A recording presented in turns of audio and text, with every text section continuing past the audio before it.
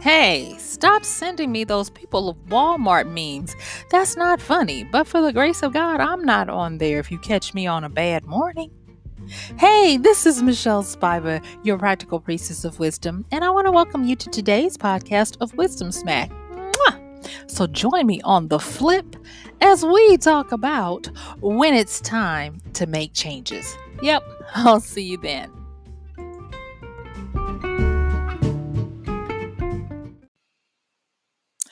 Oh, the people of Walmart. I'm just going to say it. A lot of those pictures, looking at it from a therapeutic standpoint, it is an array of people who have been frozen in a time. And I would even venture to say that for some of them, they're frozen because that is the time of either their peak or their trauma. But let's get into how we can know when it's time to change and start doing that. Okay. So, you know what we do around here. We talk for about a half hour. We learn some wisdom smacks. We explore some stuff. We try to look at it from a different angle.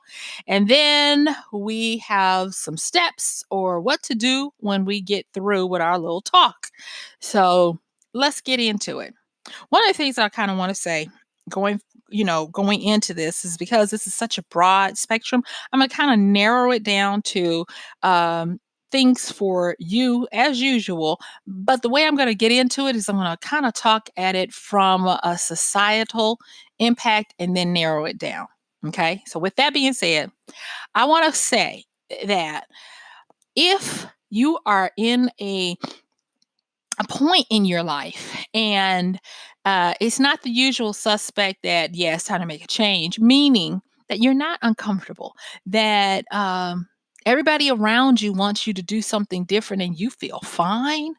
Well, boo boo, it probably is time and it probably is change trying to call you.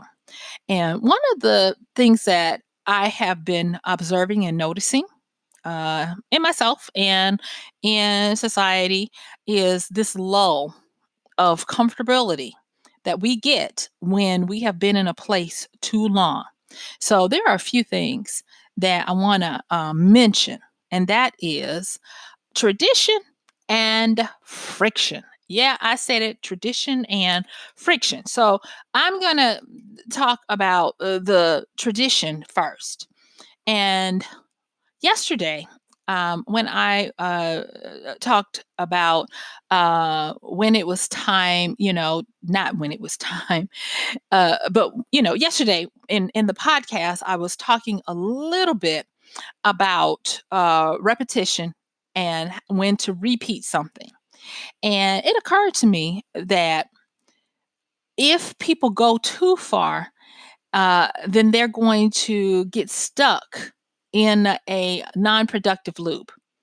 And guess what that non productive loop is? That non productive loop moves people from doing something out of ritual or, ritual habit where there has some kind of meaning to it, to where it moves it into tradition. And I'm not going to poop on anybody's tradition because there are different types. And I'm not talking about the cultural type of tradition where it is an identity of a people. I am talking about the tradition where do things simply because this is the way we do it and it gives us comfort simply because this is the way we've always done it. Okay? And so when tradition replaces the reverential ritual of something, meaning that the meaning and the effect of what you're doing has gone, has left the building, yeah, it's time to replace that puppy. It really is. In other podcasts, I've even talked about needing to stay with the flow, move with the cloud, know when to update your beliefs, your morals, your view of things. People have even talked about how folks drudge up the past and try to use the ruler of today to punish people for things that happened in a different time. And we can easily do that today because of our technology and the fact that the internet remembers everything. But anyway, so tradition, yeah, I am seeing that people are holding fast, and like I said, not because it represents a pride within a culture or people or whatever, but simply because that's how it's always been done, and it's sacrilegious to do it any way different, even if it helps carbon emissions, even if it helps people heal emotionally and systematically and socially. I mean, I said emotionally and socially, yeah. Even if it's just better, even if we have better or updated or more effective and efficient technology, that's yeah, get out of that. And then here's the other one, friction. If you sense a lack of friction, meaning that things are just so easy, you can do it in your sleep, you can dial it in. That's probably an indicator that you have worn out your welcome in that particular phase of your life, and it's time to get on. Okay? And the reason why I say that is because the stress signs of wear and tear or strain on something, where it gets, down to where, like I said, you can just do it with no pushback, with no mandatory growth. It's time to change. One of the ways I can put this is, say for instance, you're working with a trainer. And when you start working with this trainer, everything hurts. And you quickly can see the rewards of your effort. But you keep working with this trainer, and the trainer keeps having you do the same thing, and you never progress. You know, okay, I have gone as far as I can go with this particular trainer. You guessed it, it's time to make a change. That's the same thing here. That's all we're talking about. And so when we look at tradition for the sake of tradition, where it's not doing anything but just keeping people in a safe spot, and when you're looking at something that's frictionless, it does not cause you to have to struggle up to do more, to grow, to move forward. That's another sign that it is time to change. And then this one, and this is the one that I was talking about in the A part, where you think about a lot of the people of Walmart, and a lot of those pictures, I saw people frozen in time where they were stuck in sometimes a decade. Um, like looking at someone who is clearly about 40 years past something that you knew they probably did that was appropriate at that time, or wore that was appropriate at that time, but that is out of sync with today. Now, this is not about people's fashion per se. This is not about being the fashion police or any of that. It is simply talking about the energy of what we do, because change really is all we have. And if you don't continue to change, guess what? Yep, you start to die, and die rapidly when you don't need to. Okay? So, you also need to be unstuck. And this state of being unstuck, it means that if, for instance, and like I said, I don't want to pick on folk. I really don't, because glass houses here. I'm just going to say it. But if you find that when you go shopping, it's getting harder and harder to find your style of clothing, and you're trying to wonder, why don't they make that? Why is it so hard to find it? You probably need to let that one go, because the times have moved you by. And if you have found that your style of clothing has come around not once, not twice, but maybe a few times, yeah, you probably need to let that go too.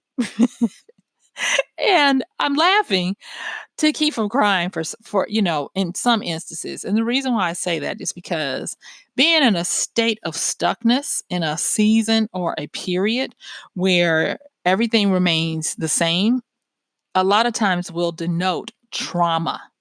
It will denote a place where something happened to keep you stuck in that place, in that time, in that era. Have you seen where people have a hairstyle that they just continue to wear? And you're like, why are they wearing that? They're having to use spray on color, Beijing, or whatever you want to call it to maintain that hairstyle. It's time to give it up, that kind of thing. Um, this is probably the quote unquote peak of their life, the good old times where they were the stuff. Or it could be a time where if they don't realize it, but this is when it happened. Whatever that something is that ceased your emotional and social growth. So, be careful of that and watch out for that. All right? There's another thing. Ask somebody that you trust. Am I being stagnant? And if you really mean it, oh, trust it. No, they're gonna let you know. Ask me how I know. And the reason why they're gonna let you know is because there's gonna be a staleness to your energy in that area. If you're stuck in the past or you're stuck in a loop doing the same thing over and over again, where there's nothing new and you're doing the same old, when you interact with other people, they'll be able to quickly identify it, especially if you're doing that in your interpersonal area of life. That's your relationships. Whether they be romantic, familial, or friendly, coworker, or whatever, you know? And it can run the gamut. So this stale energy can be anything from being very strident in how you do things, and everything must be this way or it messes with my peace, all the way over to don't try to control me. I have to be free. Don't try to pin me in. Don't try to make me commit. And that gets old too if that's the only way you are. And so we have to start understanding for ourselves that it is imperative that we embrace the crazy, scary, un um unknowing. Yeah, I think that's what I want to say. The crazy, scary unknowing of what change brings. And hey, if your energy stinks, let's just say it. If your energy has the appeal factor of 4-day rotten fish, come on now. It really is time to step your game up. And so you're like, okay, Michelle, you have railed on us and all this kind of stuff. Come on with the wisdom smacks. Don't waste my time. I see you energetically, tapping at your wrist, like, do what you're supposed to, do what you came for. So let's do what we came for here. And that is some practical things that you can do, wisdom smacks of how to. Well, you should know by now when it's time to make that change, but things you can actively do to start helping yourself out with that. And the first thing is to change your internal story. Yeah. Do you know how you do that? Yeah, I could tell you could journal and all that kind of stuff, and that's fine. But the first thing you could do, and this is tell you want to get real and do it fast. The first thing you do is root out that internal narrative that you tell yourself. That story you tell yourself, that story of either I'm going to be this or I could have been that. Sometimes it revolves around regrets. Sometimes it revolves around pie in the sky fantasies that you only tell yourself because you feel good living that way in that fantasy and not ever doing it in real life. You know, write it out, get it outside of your head and write it out. Because there's something about looking at the narratives and the stories that we tell ourselves. When you write them out, you start seeing a whole bunch of untruths, half truths, and downright delusions. And because you can do that, then you can start to change, edit, update, or even freaking delete and start over, planning the internal story that works for you. And I think I've told you guys about The Alchemist by Paulo Coelho. The Alchemist to me is a wonderful book for helping people to move on. And I like it. And the reason it's kind of funny because if you've already read The Alchemist, you know that it is a cyclical book. It is a hero's journey book. And so, there are different types of books. If y'all will permit me, I'm going to tell you a little bit. I had a book coaching session today, and so I'm in that kind of mood. So let me just tell you real quick. There are three types of book structures that we work with. You can have a linear book structure, you can have a circular book structure, and you can have a Russian doll nesting structure. And most people are familiar with the linear and the circular. The linear is where you have a start and then there is a character growth arc at the end. The circular, same thing, except for the character normally ends in the same place that they started, but they come back different. They come back changed and better able to appreciate or handle their time. And that one is called, most of the time, it's called the hero's journey, whereas the linear one can be something that's kind of like romance and popular thrillers are like that as well, where X marks the spot. You're trying to move to get somewhere. And when you get to that place, then you have achieved. And then nesting, that's where you have a picture kind of story where you have a story within a story and the story just keeps building. And that a lot of times you'll find that like with Frankenstein or with the Gone Girl books, and a lot of the books where you have, oh, I didn't see that coming kind of storytelling. And the reason why I bring those up is because when you want to change your internal story and control your narrative, it could be as simple as identifying what story structure you've been in. And I will say this, that a lot of times people have found themselves in loops and not even in any kind of story. You just been running around in a loop, not changing, not growing, just doing the same thing. And even if that same thing is just telling yourself the story, because that can happen too, you get a chance to see it. I'm pretty sure somebody who is a quote unquote legend in their own mind. There was a whole movie that's a classic that was even remade. Of course, I love the classic Danny Kaye. And it is The Incredible Life of Walter Mitty.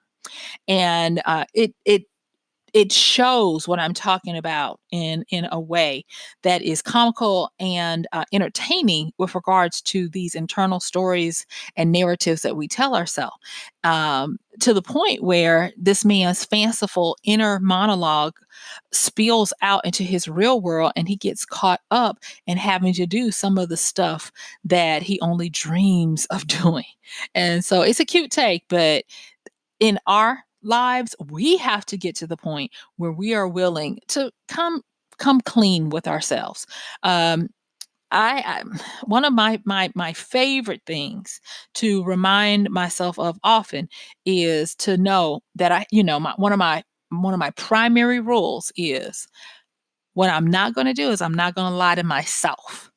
And yet and still, when I take too long to do this very exercise that I'm talking to you about, some lies slip in. Some things get fuzzy. And I'll even tell you, doing these daily podcasts, I am having to really look at a lot of stuff and getting convicted on all the stuff I'm not doing that I know better. Well, how do you think I'm able to talk to you guys about a lot of this stuff? Because wisdom is smacking me upside my head every day, reminding me you can do better. So do it and share it with people and be vulnerable and put yourself out there. All right.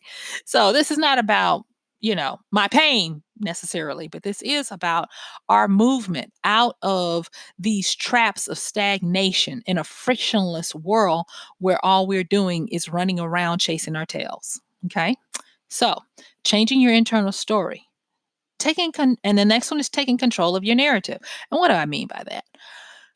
I mean that if you find that you have external forces keeping you from moving along, and what I mean is, say for instance, you have a job and the job offers security, but the job grew stale a long time ago, and all you want to do is bleed profusely through your eyeballs every time you set foot in your job.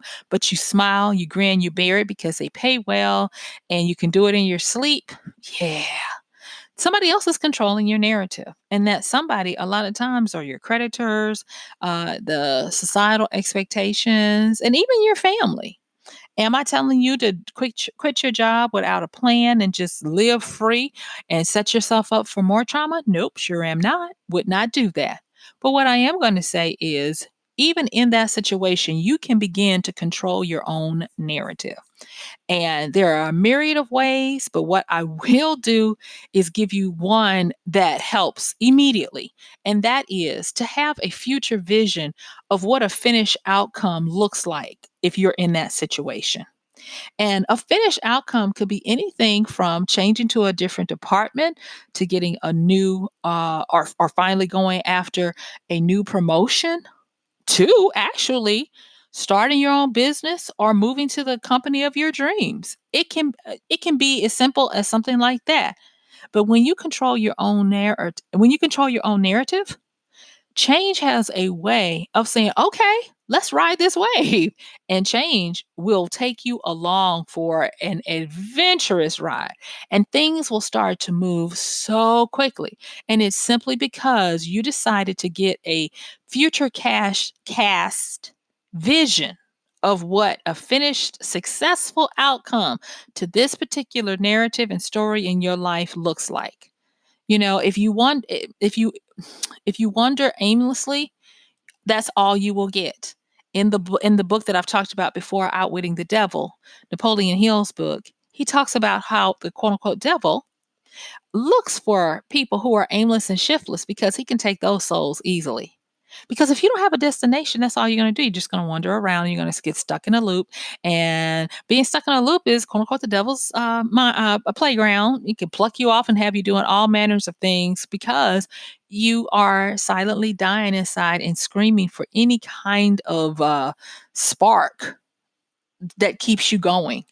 And so people find that it's a lot of times people, and I don't want to go off on a tangent because I need to finish this up and make sure I talk about these things before we go.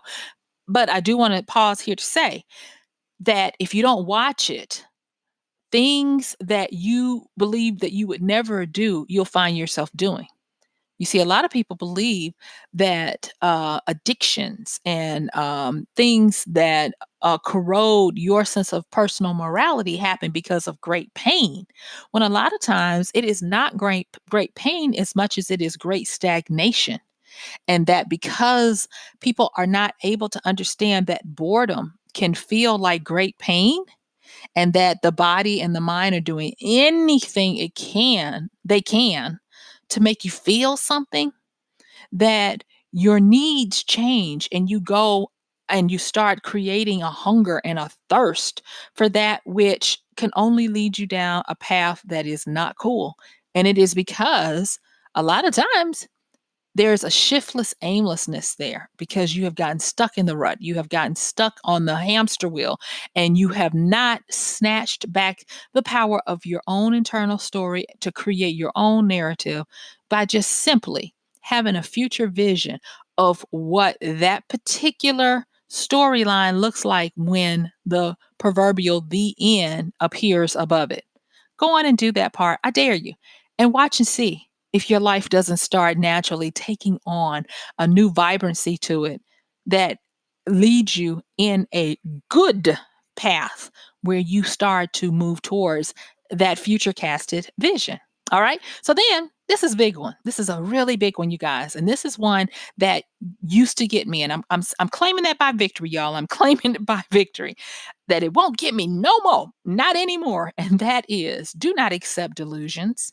And what I mean by that is, don't accept things that appear to look like change, but all they are just very pretty or gussied up, as my grandparents would have said, replications of the same thing that you had. Part of their appeal is because they contain enough of the familiarity to keep you in this safe lane. So watch out for that. The next one is, don't forget or even disrespect consequences. Understand that if you do some of this stuff, every action has a reaction. There is a consequence for everything that we do. So make sure that you don't disrespect that or forget it.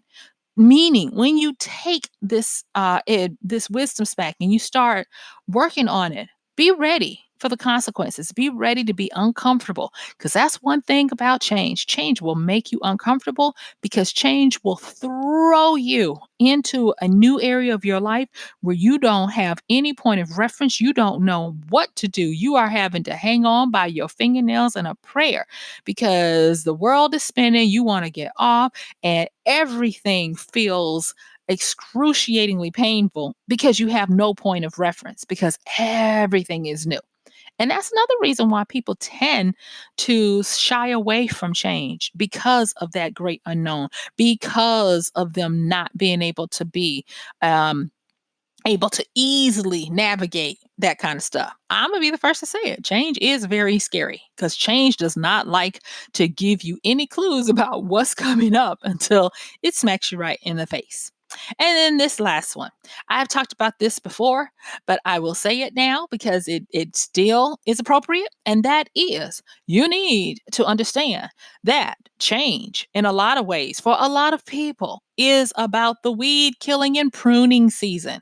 So y'all know I like to talk about husbandry and gardening and stuff. And let me just tell you, I'm not a gardener. So don't think that I can talk, on the real. I just know this this stuff as it relates to its corollary with our phases of life. And I talk about how, there are different people to do different things in our great societal garden. So you have some people that naturally are good designers of the garden. Then you're going to have those people who implement those designs, I guess you could call the designers kind of like architects. And then you have these contractors and builders. And then you have people who maintenance. Yeah, landscapers, cleaners, and things like that who maintenance the garden. And this is going to be the area where the weed killers live. And then you're going to have the people who harvest the output and the product of the garden. Okay, so the weed killing and pruning season has to happen.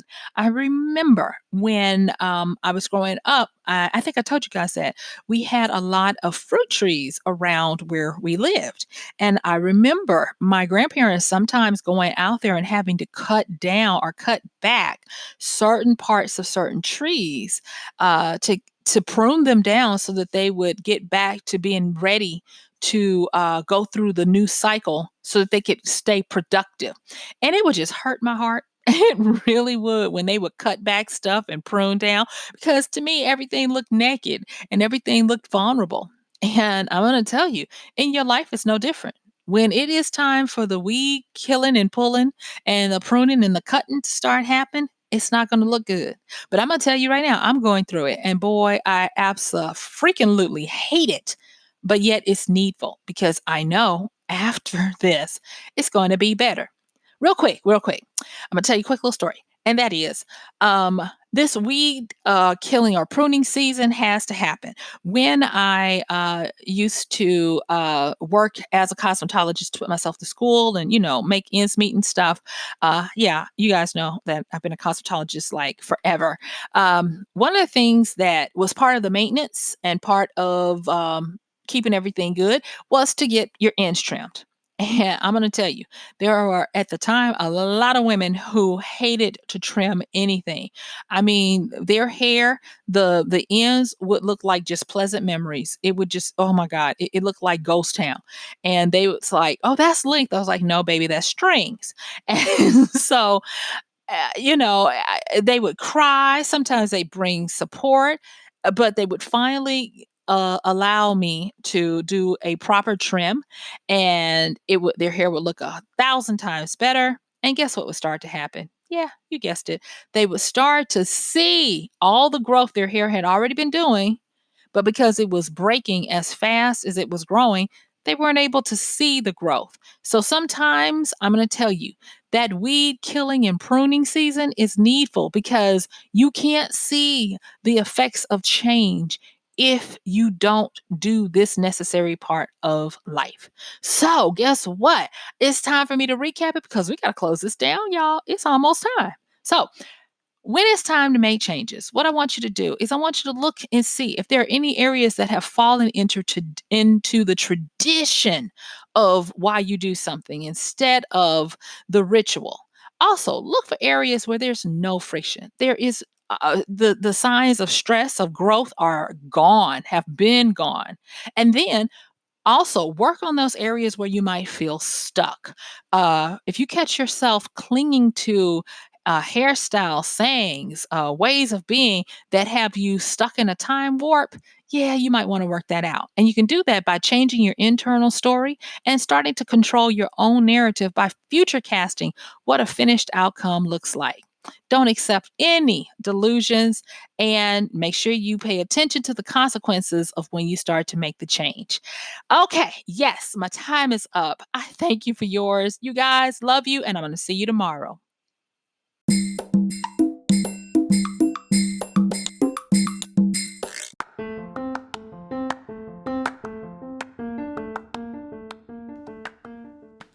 And that's going to do it for today's podcast of Wisdom Smack with Michelle Spiva.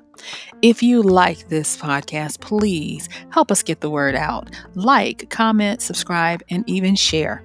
And if you really like it, please help us continue to get the word out by considering using this show's link for Amazon. So when you want to go to Amazon and you do all of your general shopping, please use MichelleSpiva.com/AMZ. It's simple as that. It doesn't cost you anything extra, and this show might receive a little bit of commission that will go towards helping to further get these episodes out to you and to others. So thank you so much for listening. This has been Michelle Spiva with Wisdom Smack. Bye.